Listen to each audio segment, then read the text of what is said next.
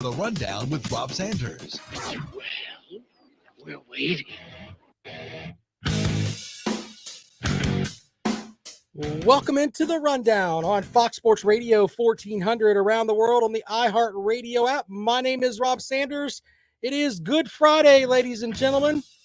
We appreciate you joining the program. As always, jam-packed show for you today. We're going to look ahead. We'll look at some stuff for tomorrow's spring game with South Carolina. We'll look at some stuff with the Florida spring game. That is going to be our buddy Hollywood said he was going to call and give us a rundown on that game. We'll await that call because I think there were about 8 people watching that game. And Hollywood took one for the team. And he said this week he would call in. So hopefully we'll have that. I've also got way too early winners and losers from the opening weekend in 2022. This is something that I get to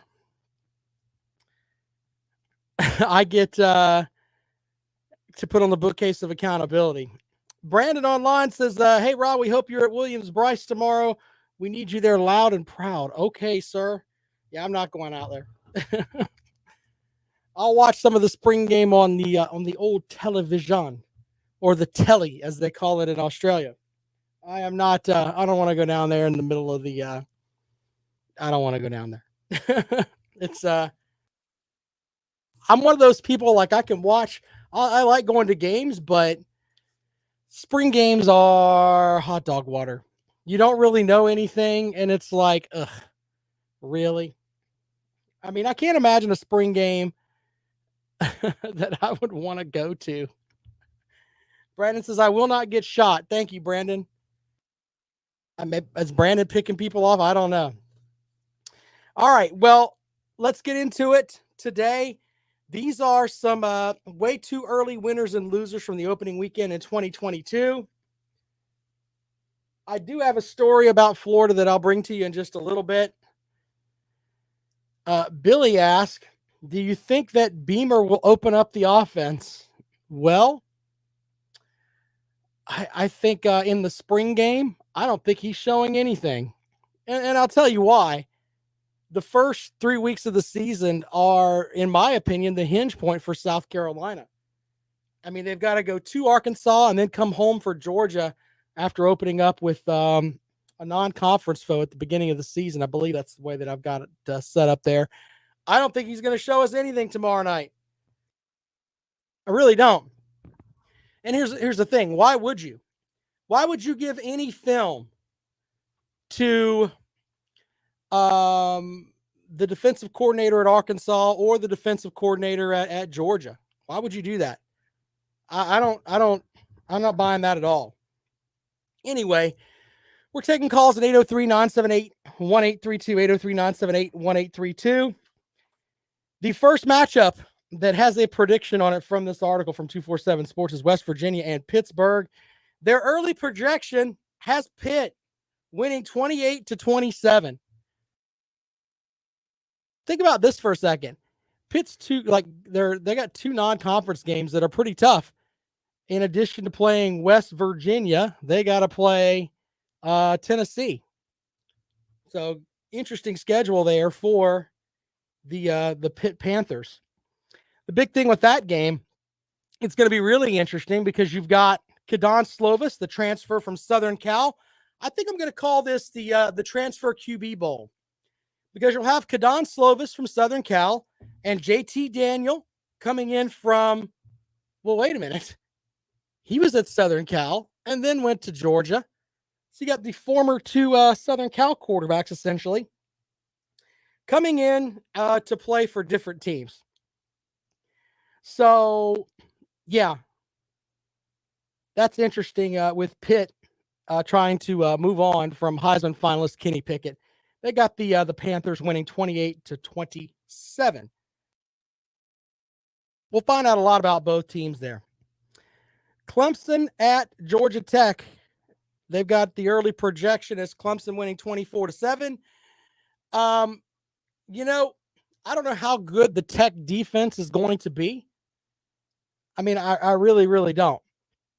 But Clemson, what? They won 14-8 last season, and they needed a goal line stand in the final minute. They fell on a fumble in the end zone for a safety with 7 seconds left to escape from a team that eventually ended up at 3-9. So this game is in the Mercedes-Benz Dome. So I don't know exactly how many people are going to care about this game. I mean, it'll be on TV, and I think everybody will be jacked up for college football, and it'll be the final game of the first week there. So people will probably be up there with that. But they've got Clemson projected to win 24-7. By the way, all of these are going on the bookcase of accountability, just so we can look back at these later on. Next matchup, they've got Cincinnati playing at Arkansas, and they've got Arkansas winning 31-24. KJ Jefferson obviously doing his thing, and then Luke Fickell. I mean, he's been a heck of a coach. I think he's waiting for a job, and I don't know which one it's going to be, but that guy is highly touted, and we'll see exactly how things turn out for him. I don't think he's going to stay at Cincinnati forever. Then you got Utah at Florida. The projection is Utah winning 27-24 over the Florida Gators. The Utes, according to this fine article, are veteran loaded with their sights set on breaking the Pac-12's drought in the college football playoff. And this is a game that stands in Utah's way of getting there.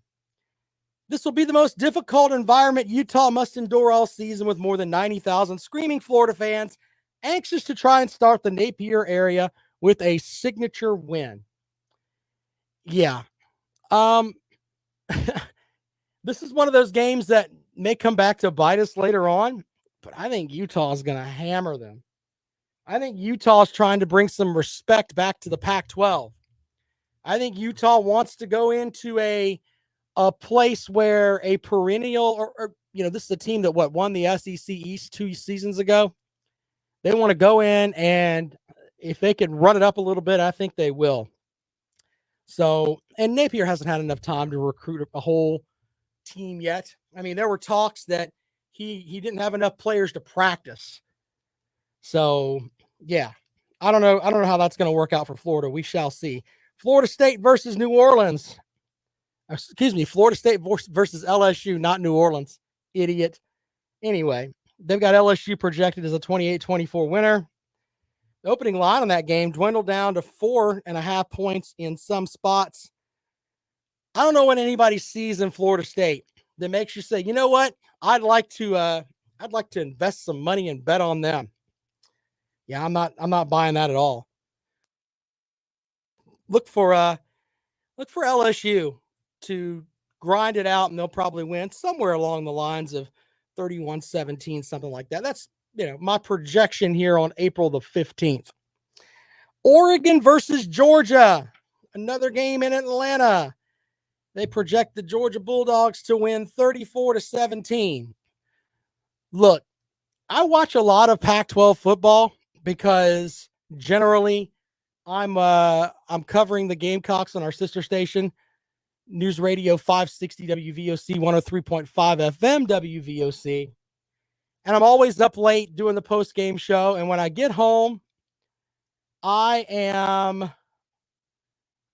always jacked up a little bit, and I can't go to sleep. And I always end up watching either a Mountain West game or a game from the Pac-12. So with that, I catch a lot of Oregon's games. Oregon, they were great under Cristobal, but I don't know how well they're going to be under Lanning, and I think this is about right. 34 points might be a stretch there at the beginning of the season, though, because I don't think anybody really knows much about that Georgia offense yet. Yeah, there's some playmakers there. They have their, third leading rusher coming back, and McIntosh, who had 328 yards last season. So, yeah, there's that. But we shall see. It'll be an interesting matchup there for the Bulldogs. And the final matchup, Notre Dame at Ohio State. You know what? I like the fact that Notre Dame is showing a set of stones, and they're going up there to play at Ohio State. I think more Power 5 teams should do that. even though I know Notre Dame's an independent. But the reality is that I think that it's a good thing to have some big matchups in the first weekend. And Notre Dame at Ohio State, this one's huge. Now, here's the thing with this, though. First game for head coach Marcus Freeman. They project Ohio State to win 38-24. Ohio State, the more and more you look at with what they've got coming back, and they're a loaded football team. I mean, we could talk all we want about Alabama. We could talk about Georgia. But on that same level, there aren't really a lot of questions about Ohio State. And they may come out and put the foot on the throat there for Notre Dame. They've got them projected to win by 14, 38-24. 803-978-1832. What do you think of those projections? If you want to chime in on that, have at it. We can talk about that. We can talk about the baseball coming up this weekend. Braves are on the road with the Padres. Clemson's on the road, I think, at Wake Forest. South Carolina's playing this weekend. We can also get into the spring game for South Carolina, as I've got some stuff for that too. You know, my big thing with South Carolina on Saturday is it's almost a twofold type thing with me. I don't think they're going to show us much, but how will that offensive line look?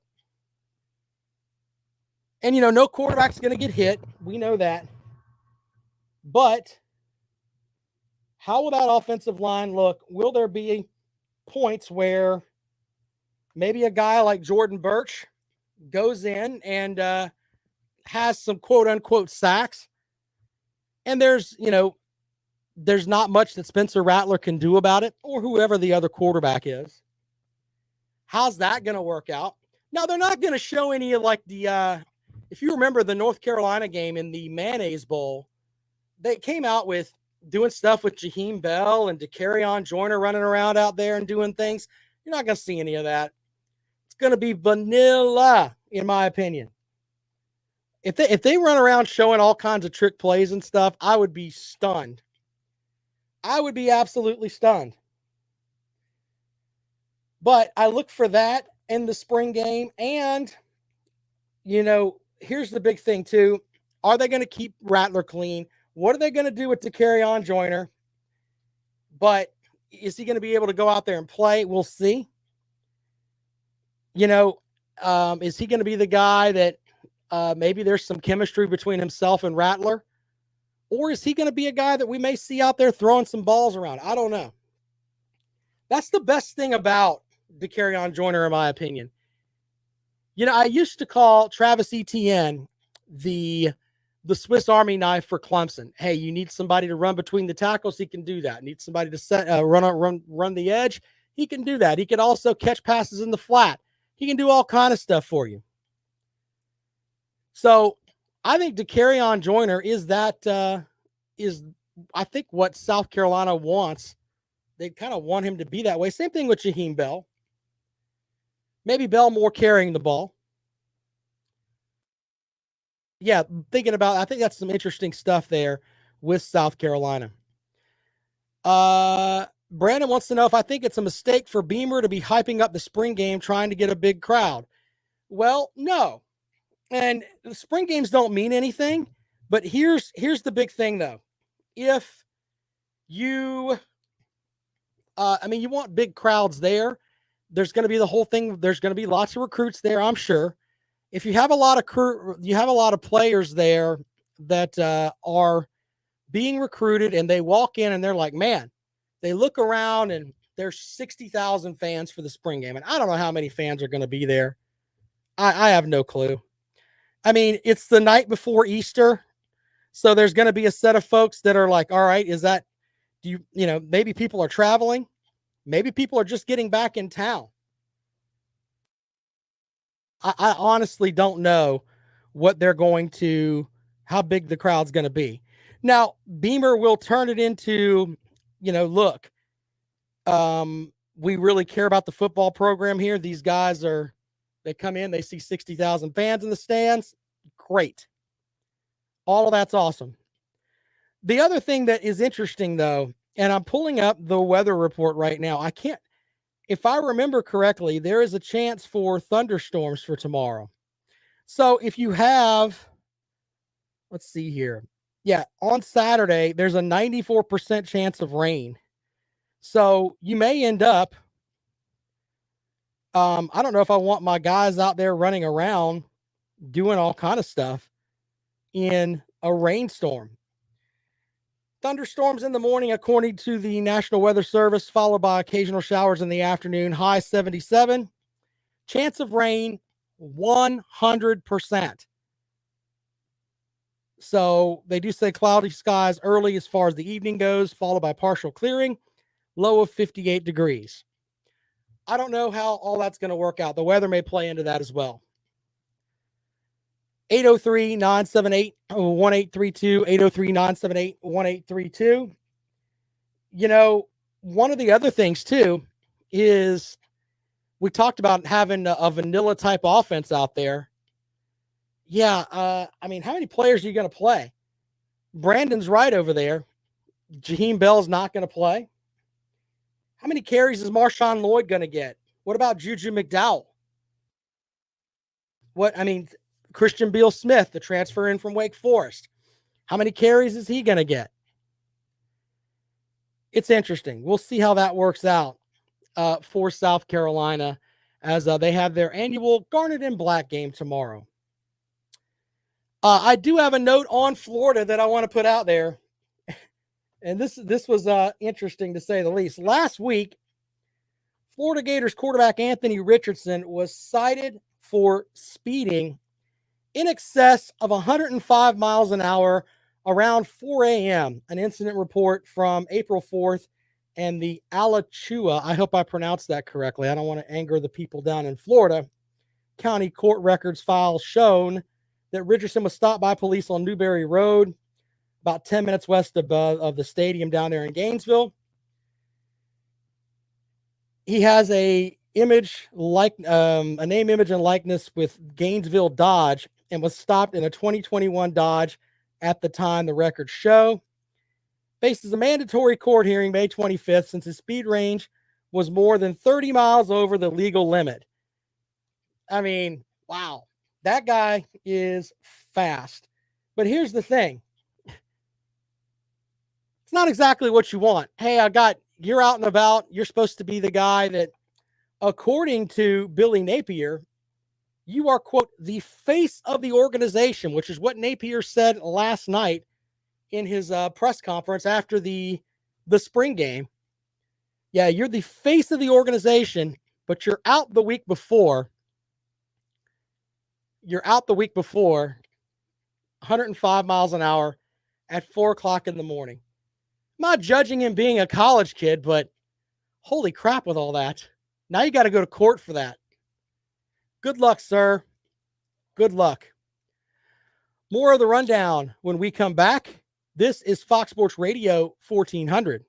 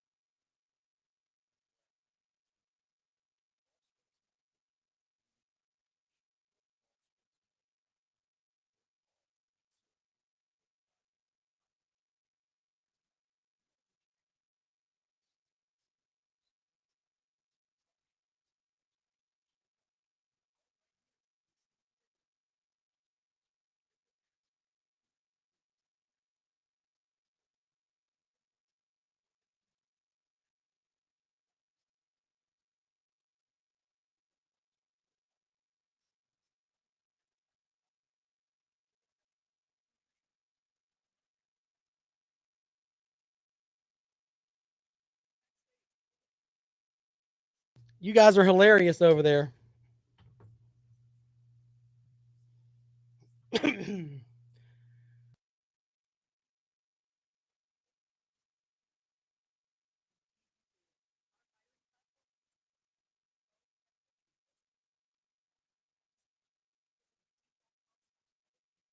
So I got to do all my own engineering. So that's what, I don't think you guys want to hear me screening calls.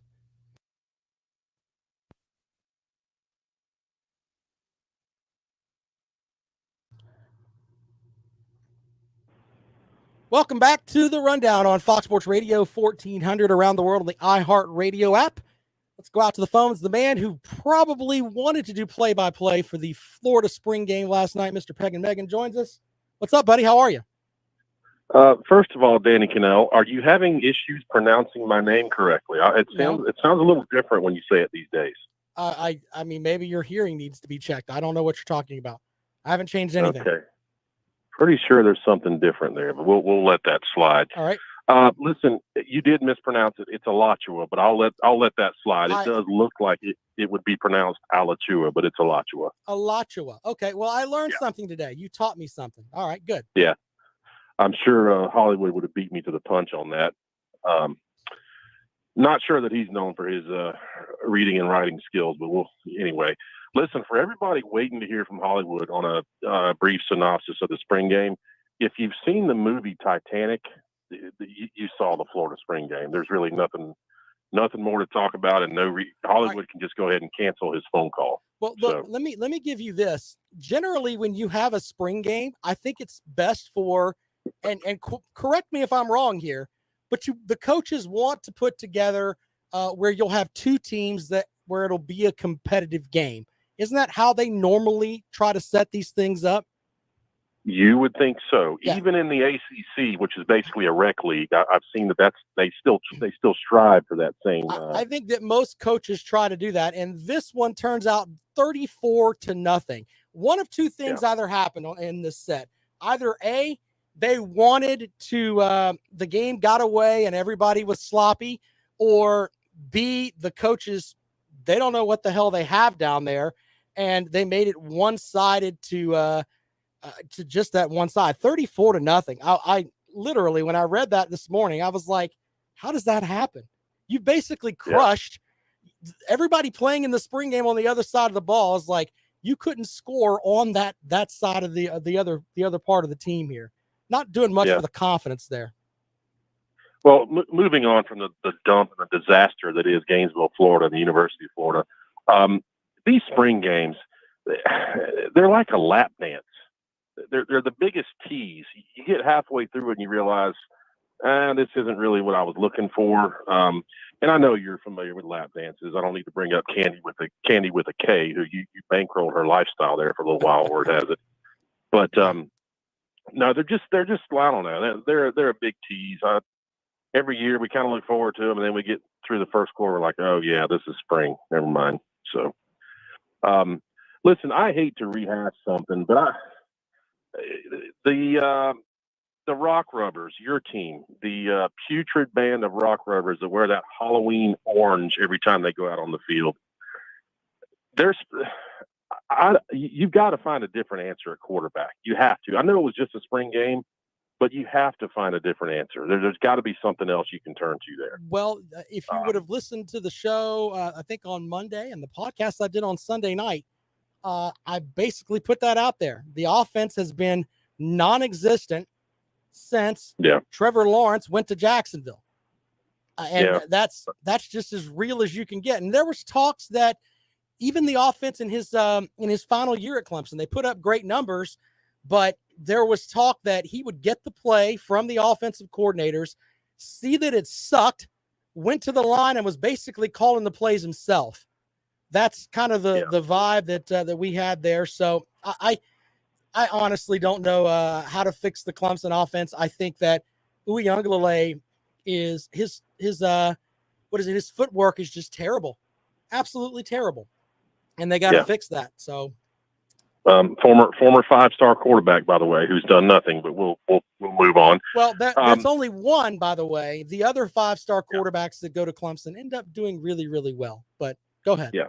and I get to listen to your show at work, but I cannot call, obviously. So I got to let all this out on Fridays when I get off a little bit early. But once again, you saying that someone else has a little brother complex, that would be the equivalent Are you just to our hold on? Are you just re-going with something that you went earlier on in the week?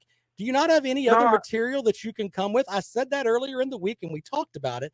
Maybe you have an imbalance in your brain up there, and you forgot that you called. And we already talked about this. Do you need an aspirin, sir? Can I help you with that? This is still a call-in show, right? Where the other person gets to speak? Yeah, no, I was going to say, you calling someone or saying someone has a little brother complex is sort of akin to our friend over there, Pigskin Pete, calling someone effeminate. I mean, that's the pot calling the kettle black. I went back on YouTube today. I was a little bit bored, and I attempted to watch the ACC championship game. It looked like it was taking place at the local YMCA. And not only that, Wake Forest and Pitt, that's the two best teams you've got to offer, Rob. Well, in fairness, and once again, I brought this up on the show before, the ACC championship game was supposed to be either Clemson or Florida State playing Miami every season, or Virginia Tech. But for some reason, when Virginia Tech and Miami came into the conference, they decided to absolutely suck. And we haven't had those matchups in the ACC championship game. Well, they were trying to fall in line with the rest of the ACC, which they succeeded at wonderfully, by the way. I can't make an argument against that, but they are definitely it's like you're buying a Corvette that you take off the lot and all of a sudden the engine and everything's blown out on it. That's kind of what Virginia Tech and Miami have been since they joined the ACC. Yeah, I think it's a cursed conference, obviously. But I don't want to take up any more of Hollywood's time. I'm going to sit by and eagerly await his phone call with this brilliant analysis of the Florida spring game. So 43-18, Rob. Have a great weekend, sir, and a good Friday to you. Yeah, that was supposed to be the saving grace there for the ACC, where Virginia Tech and Miami were coming in, and even Boston College to an extent. My buddy Carolina Jackpot says Tech was good for the first 5 or 6 years they were in the ACC. I'll give you that. I'm talking about being the dominant program, and maybe I should put that more on Miami. Maybe I should. But, we've never had that Miami-Florida State matchup in the ACC championship game. Duke's gone to the ACC championship game, I think, the same amount of times that Miami's gone. I'd have to Google that to be sure. But the reality is that they're not really holding up their end of it. They really aren't. And that's something that I think that maybe with Mario Cristobal coming in, that could be fixed. I'm not sure what's going on at Virginia Tech. No clue. Absolutely no clue. But yeah, there's a hole on that side of the football division over there with the Coastal Division. They call it Coastal Chaos because you don't know who's going to win the division. You really don't. In the Atlantic, you've got Clemson. You've got Florida State won a national title, 10 years ago? Something like that. So, there is a nucleus of some decent teams there, but nothing in the Coastal that's really, really out there. 803-978-1832, 803-978-1832. That is the number to dial if you'd like to join us here on the Rundown on Fox Sports Radio 1400. Of course, around the world on the iHeartRadio app. Be sure to check out the podcast. It'll be up for you at 5 o'clock this afternoon. Also, no Clemson sports talk today. Lawton Swan is a lazy fool. He's sitting at Castle Day Swan, but he's not going to turn on the mic today. He's taking Good Friday off. Took yesterday off too. Apparently, it's spring and he doesn't have to do good radio right now, but he does do a good show when he actually turns on the mics. Follow him at Clemson Sports. ClemsonSportsTalk.com is his website. My blog page is up at FoxSportsRadio1400.com. I will be right back. This is the Rundown on Fox Sports Radio 1400.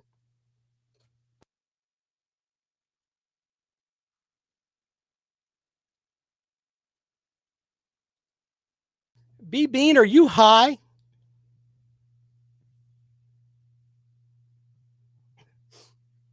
I mean, are you really high?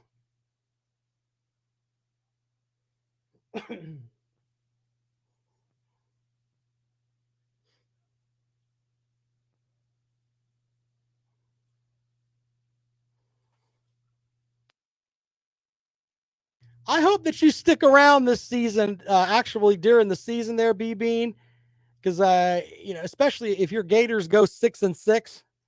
Yeah, I mean, come on, man.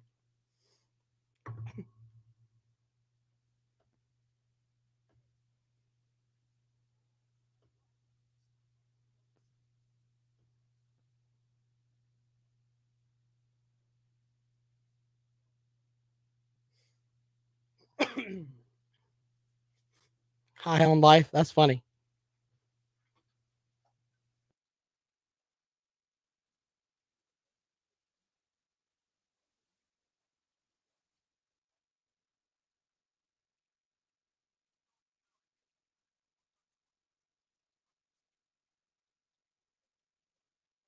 Don't ever hide there, B Bean. Don't hide, for God's sakes.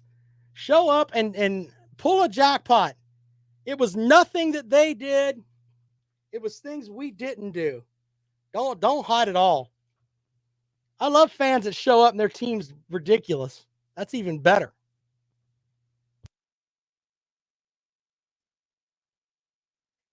Man, goodness gracious. Don't let anybody see you type that. I will be hiding. Get out of here with that nonsense.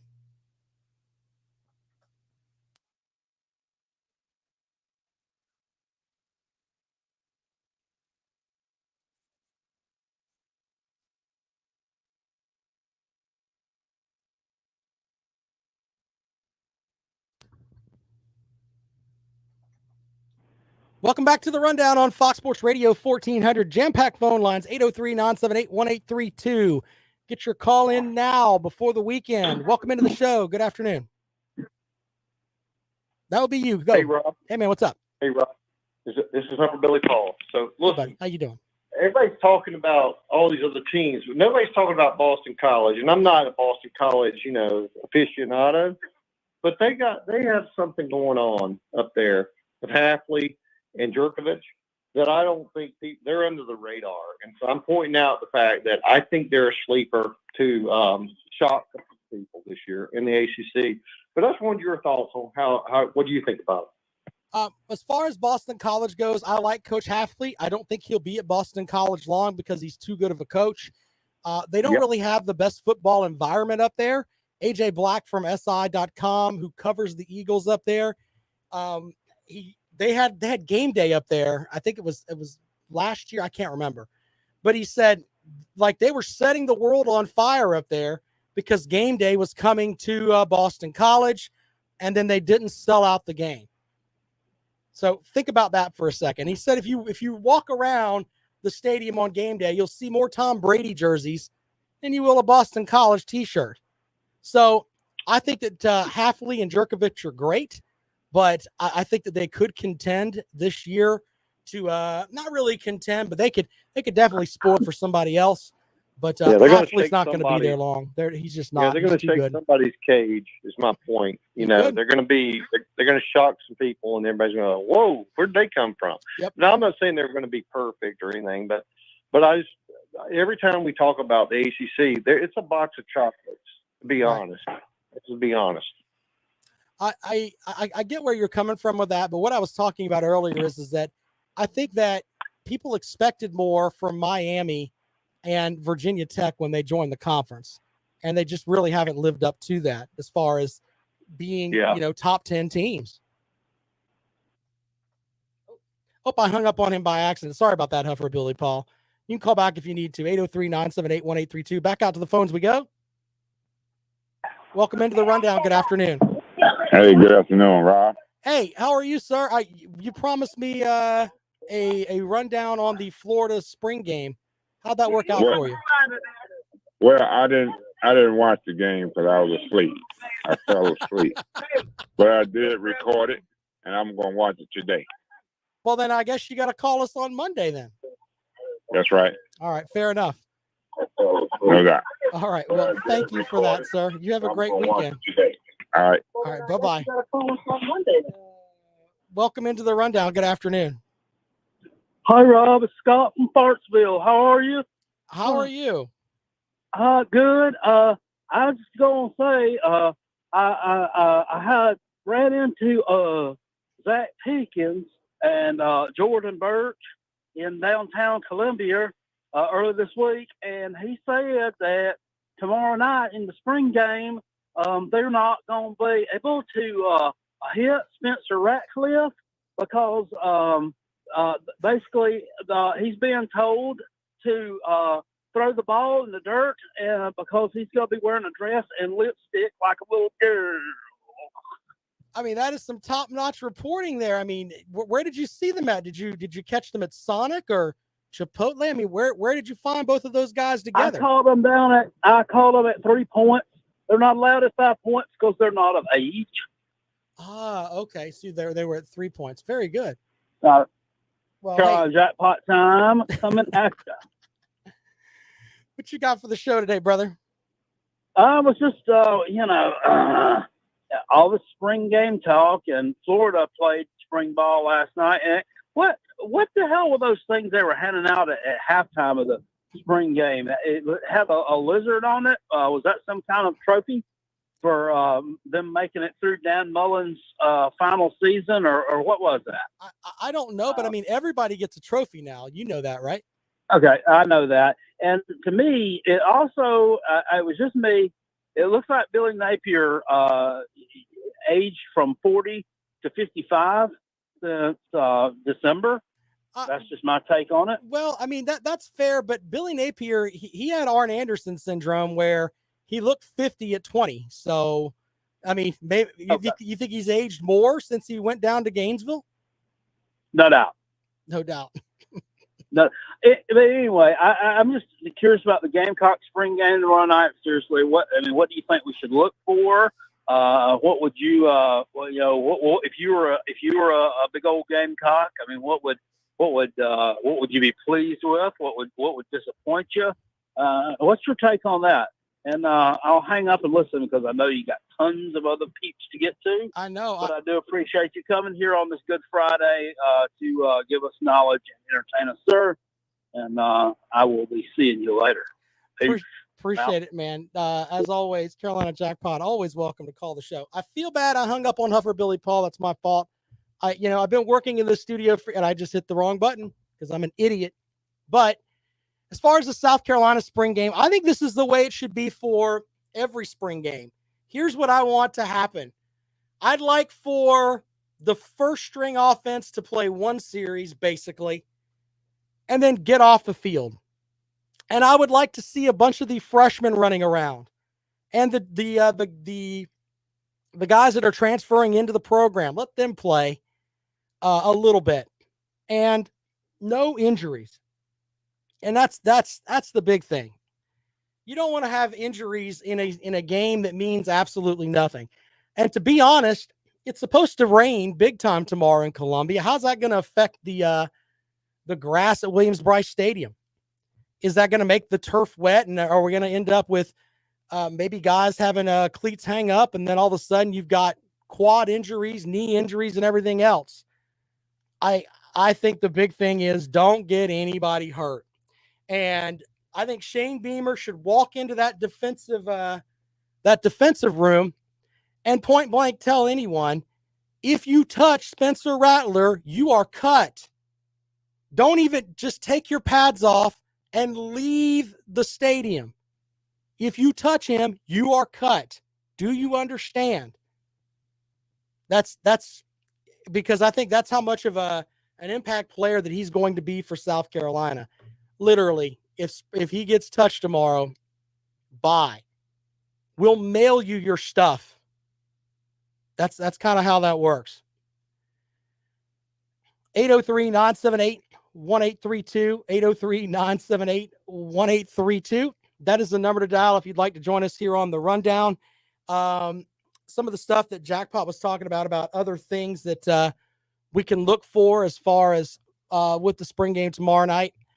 what's going to go on with the running backs? How many carries is it going to go? Because you've got three guys that can make an argument to be the number one running back. Of course, Juju McDowell, man, when he hit the hole last season, he hit it hard. And he's not the biggest guy, but wow. And then you've also got the guy that Marshawn Lloyd, who coming in with his time at South Carolina was thought to be the absolute best thing ever. And then you got the guy that transferred in from Wake Forest, who is also supposed to be great. And hey, Jaheim Bell's not playing. South Carolina has a stacked running back room. You may not believe it, but there's a lot of potential there. On the receiving front, we shall see. Yeah, Josh Vann did his thing last year. Is Dakereon Joyner going to be the guy this year? Maybe we'll see some of that in the spring game. I don't know. 803-978-1832. 803-978-1832. That is the number to dial if you'd like to join us here on the Rundown. Appreciate everybody calling in on a Good Friday. Like, I'm here in the big, huge iHeartRadio studios, 316 Greystone Boulevard, and there is no one here. Apparently, I'm the only one working on a Good Friday. Everybody else is like, see ya. I'm out. We'll have our final segment of this Good Friday when we come back, and we'll take calls as well at 803-978-1832 right here on the Rundown. This is Fox Sports Radio 1400.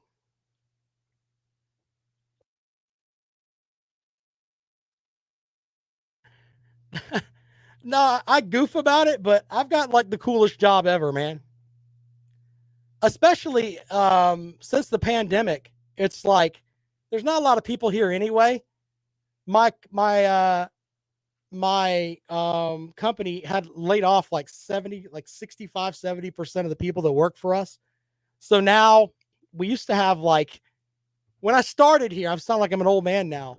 Our newsroom is across the hall, and we had 8 people that work just in our newsroom.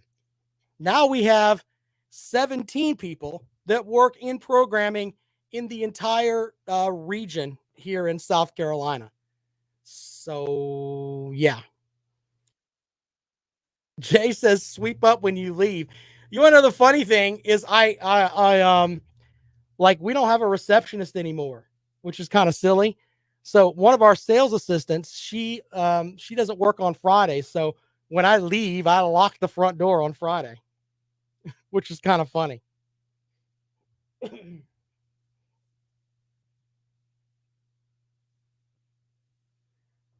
Easy with that, Jay. That's completely not true.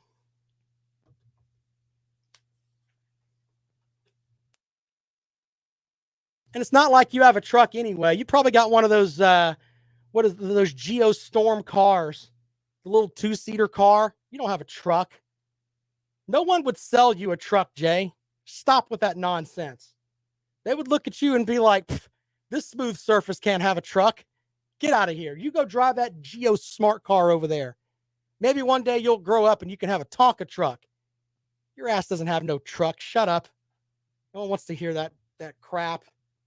A little smart car, you pack into it like this.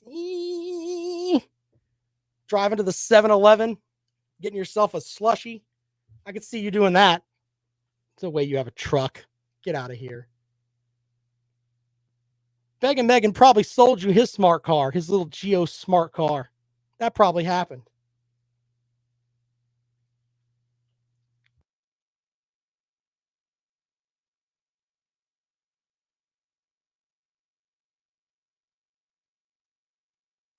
Is that real? Oh, man.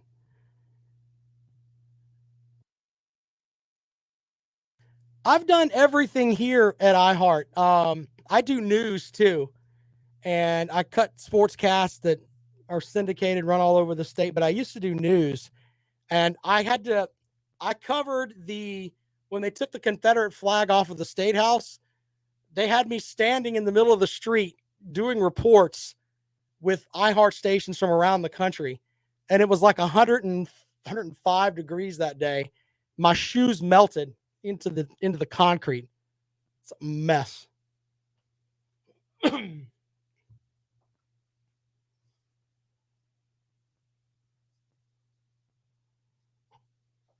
Did not know that, Justin. Thank you.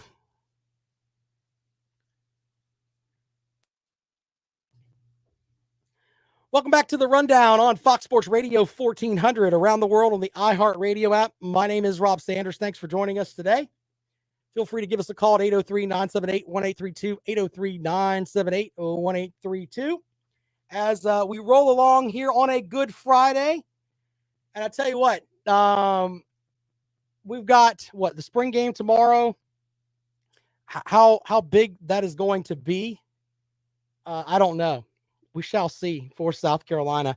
I'm saying if the turf is wet, the grass, whatever it is you want to call it over there at Williams-Brice, I'm not running my guys out there. I just can't get into it. I don't want someone tearing up a knee. I'm calling that now. If it's rainy and horrible, I don't know how that spring game is going to go. Let's look at the Georgia spring game before tomorrow's, before we get out of here. Some notes about Georgia. What's going to happen with the running backs for Georgia? And I know Georgia fans will tell me we've got 8,000 running backs, Rob. All of them are 5 stars, and they're the absolute best ever. Okay. Let's step back for a second, though. Zamir White, James Cook are gone. So Kenny McIntosh was the 3rd leading rusher last year for Georgia, 328 yards and 3 touchdowns. So, yeah, he's going to have to jump up there and be the big boy now. So, yeah, we'll see how that works out. I think that also with the couple of guys that left the Georgia program on the offensive line, what is it, Amarius Mims, Clay Webb, and Owen Condon. I don't think that really hurts the starting lineup, but it does hurt your depth. So we shall see. See how that goes. And here's the big thing, too. And someone tweeted this out last night, and I wish that I could give them credit, but it was late, and I literally said, I'm going to talk about that tomorrow. And then I thought I saved the tweet, but I didn't. What happens if Stetson Bennett comes out tomorrow, because he's going to be the starter? But what if he comes out tomorrow and does absolutely nothing, but Brock Vandagriff comes out and goes 9 for 10, 175 yards and 2 touchdowns? You talk about some Georgia fans that are going to be like, what in the blue hell is going on? I mean, it's great to have all these quarterbacks, but Brock Vandagriff may say, you know what? Look what I just did. I threw for, 100 and something yards in a spring game, couple of touchdowns. Yeah, and I'm not going to get a chance to play. He may transfer somewhere else. Who knows at this point? Tom says Vandagriff and Beck are going to look really good. I don't know. What's the tight end for Georgia? What is it? Bowers? How much is he going to play? Because whoever's team he's on, that's going to be an absolute added threat there. That guy is an absolute great player. He just beats people up. 803-978-1832. 803-978-1832. Fish and Football says Stetson will look amazing tomorrow. Okay. Let's just all go into this tomorrow. When we step back, just think of it from this perspective. It is a spring game. It really doesn't mean anything. They don't crown a national champion for the best spring game performance. They just don't. So with that, when you go into it tomorrow, if you're going down to South Carolina, or if you're going to Athens, or wherever your favorite spring game is, just think of it as we're just going to watch a practice. We're just going to watch a practice.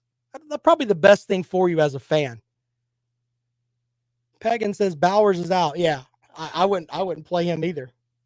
I wouldn't want him getting hurt. I want him going and knocking some Oregon Duck teeth out in the first game of the season. That's what I want for that guy. Man, he is at his position with and and he's just a sophomore. I know there are NFL teams that are looking at him like, wow, we need that guy. Imagine if he had a great quarterback throwing him the ball. How that could work. I don't think it really matters, though. If he just catches it, he's going to truck somebody and run down the sideline. I think he's that good of a player. But let's think about that for tomorrow. It's just a spring game. And in the end, if you think back to last season, can you remember, without using your Google button, your Google machine, who was your leading passer in the spring game? Who was your leading rusher? Who had the most tackles? Do you remember that? No, you don't. But you could probably tell me who the leading passer was for your team last season, or how many catches Bowers had against Clemson if you're a Georgia fan. Probably tell me that, because that game actually mattered. These games don't.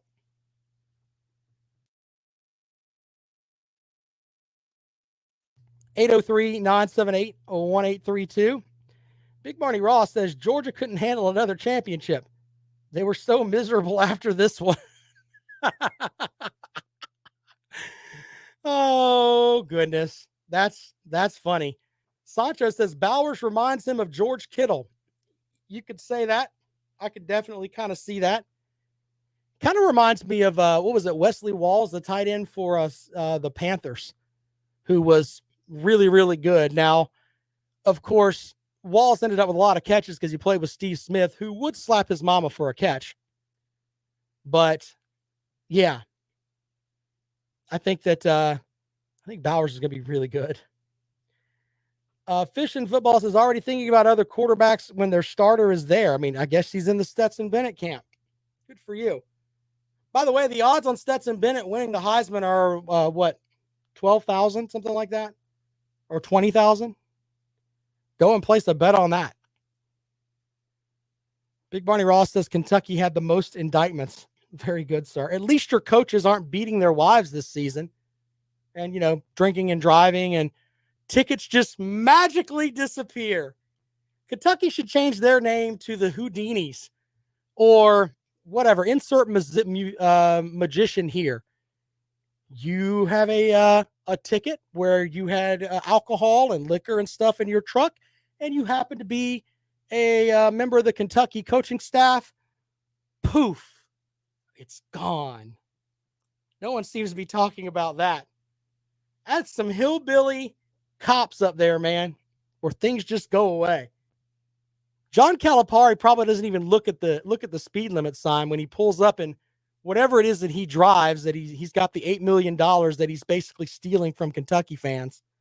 He probably drives some car that's like, a souped up Miata, or I don't know, something like that. By the way, if you want a Miata, go to Mazda of Columbia. Greg Hood's got them for you. But he's probably got a car like that, like a midlife crisis car. He may have a Lamborghini or something. I don't see Calipari driving a very luxurious vehicle. He's probably got some speed demon vehicle. That's kind of what I think. But he doesn't even look at the speed limit signs. He rolls down his windows like, don't you know who I am? Don't make me call the bag man. 803-978-1832, 803-978-1832. Hover Billy Paul with a great comment here. Clemson quarterback room has to be a thing of joy to watch. I'm praying for them and Streeter. Look, the Clemson quarterback room hasn't been right since Trevor Lawrence went to Jacksonville. That's just the way that it is. Yeah, Uiagalelei had all them yards against Notre Dame. How'd that work out for him? Now he's not doing so well. All right, I hope everyone has a happy Easter and all of that good stuff. Spend some time with your family. We'll be back at it on Monday here on The Rundown on Fox Sports Radio 1400.